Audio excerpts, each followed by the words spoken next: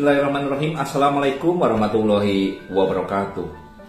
Sobat Safety, kali ini kita ingin berbagi tips bagaimana kita mengantisipasi kasus kecelakaan yang sama andai kata di tempat lain ada kecelakaan yang cukup serius. Contohnya adanya insiden LTA ataupun bahkan fatal accident. Poin yang pertama adalah kita secara tim selaku praktisi harus memfasilitasi adanya pertemuan bersama dengan manajemen. Ada beberapa hal poin penting yang perlu kita lakukan. Yang pertama adalah pastikan dari informasi kecelakaan yang ada kita mendapatkan kronologi awal yang rinci. Yang kedua, kita duduk bareng membuat activity plan. Ada beberapa hal penting yang harus kita tinjau dari proses yang sama di tempat kita. Di antaranya yang pertama adalah risk assessment. Kita perlu lihat dokumen risk assessment kita apakah sudah memadai atau belum. Jika belum, maka kita duduk bareng, berkumpul dengan tim yang punya pengalaman mengelola aspek operasional, aspek safety, untuk ditambahkan apa yang perlu dilihat dalam prosesnya, dalam hal pengendalian risikonya.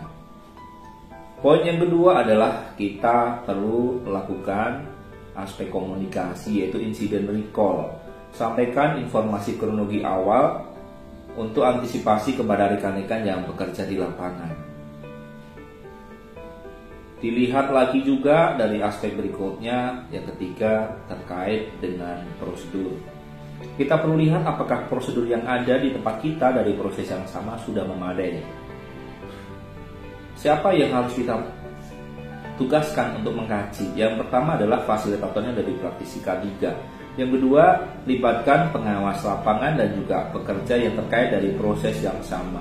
Contoh, adanya kasus kecelakaan dadakan ban, kita libatkan supervisornya tire, superintendennya tire, sampai manajernya tire, beserta personel yang bekerja melakukan disassembling tire, sehingga kita mendapatkan gambaran aktivitas dari awal sampai akhir yang clear.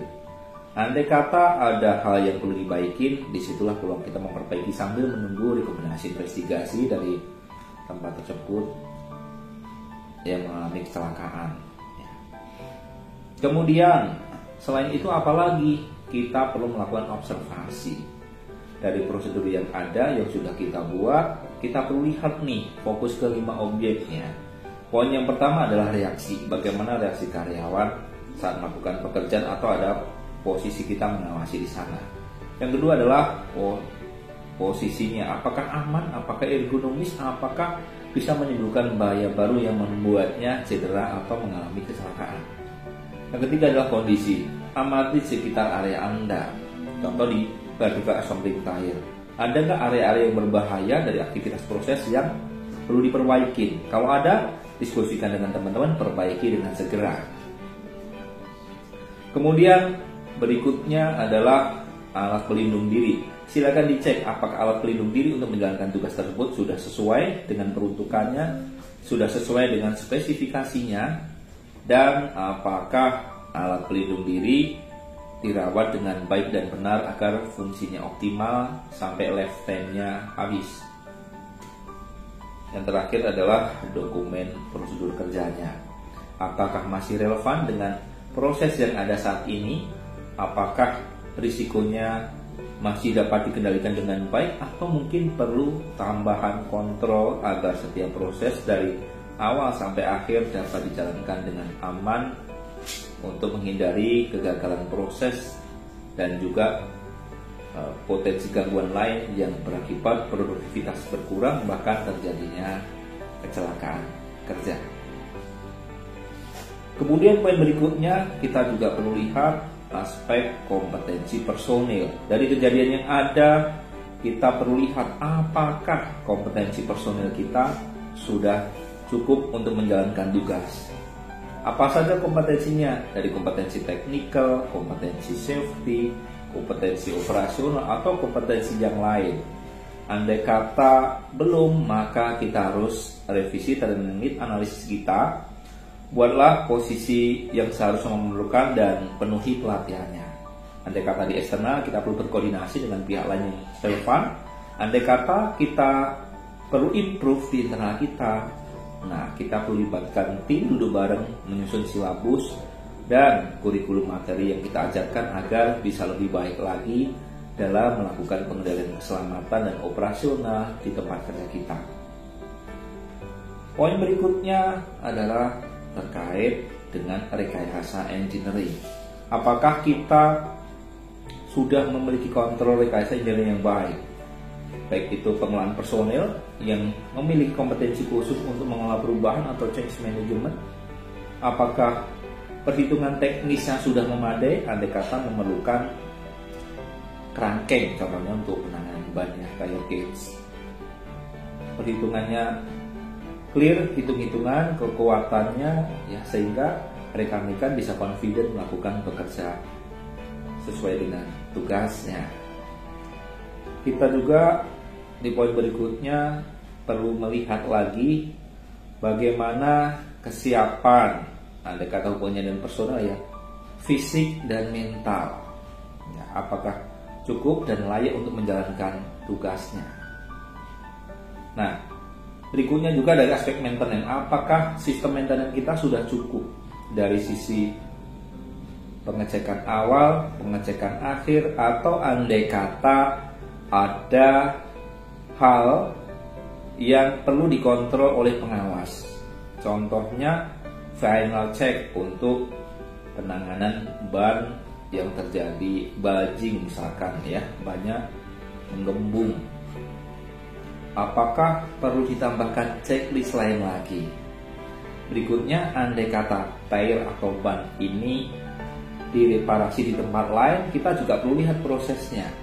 Bagaimana serah terimanya, bagaimana kontrol kalau untuk repair, misalkan repairnya di luar, serah terimanya clear, quality controlnya juga berjalan dengan baik. Saya pernah beberapa kali mengalami kasus kecelakaan yang ada hubungannya dengan ledakan ban. Aspek yang lainnya yang kita perlu lihat adalah aspek administrasi.